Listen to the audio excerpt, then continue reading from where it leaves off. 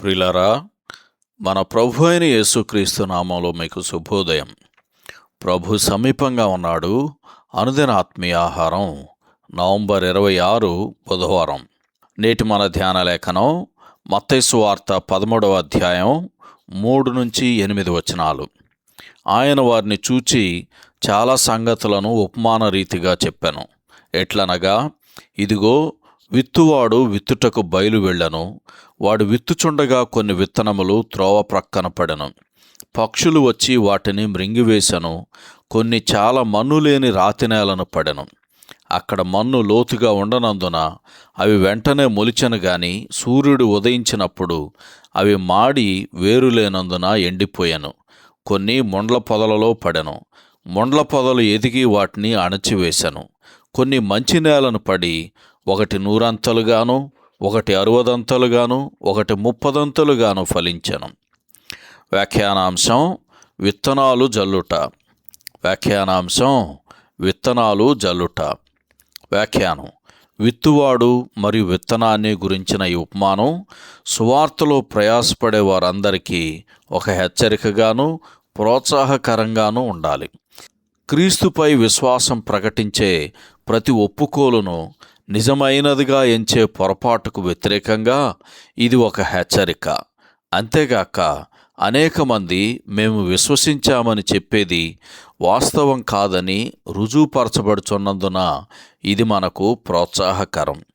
ఒకే సమయంలో దేవుడు, మనుష్యుడైన మన ప్రభువు బోధకుడిగా వచ్చి సువార్త అనే విత్తనాన్ని విత్తినా కూడా ప్రయోజనం లేకపోయింది. వారు పరిపూర్ణులగినట్లుగా ఎన్నడూ ఫలించలేదని మనం గుర్తుంచుకోవాలి.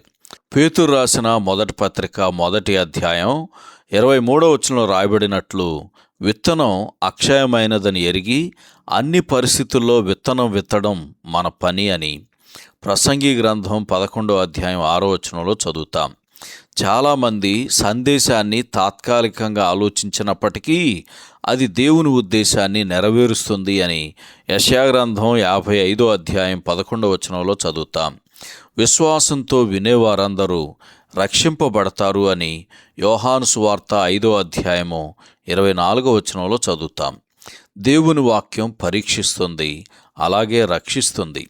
హృదయం ఇతర విషయాలతో నిండి ఉన్న చోట, అనగా ఐహిక విచారాలు, ధనమోసపు ఆలోచనలతో నిండి ఉన్న చోట, ఆ సందేశం వేరొక జీవాన్ని గురించి, ఎప్పటికీ గతించని ఐశ్వర్యం గురించి మాట్లాడినను అది వారికి రుచించదు. సాధ్యమైనంత మట్టుకు బోధకుడు పల్లపు నేలను దున్నాలి, ముళ్ళ మధ్యలో విత్తనం వేయకూడదు అని ఇర్మియా గ్రంథం 4వ అధ్యాయం 3వ వచనం చదివితే మనకు అర్థమవుతుంది.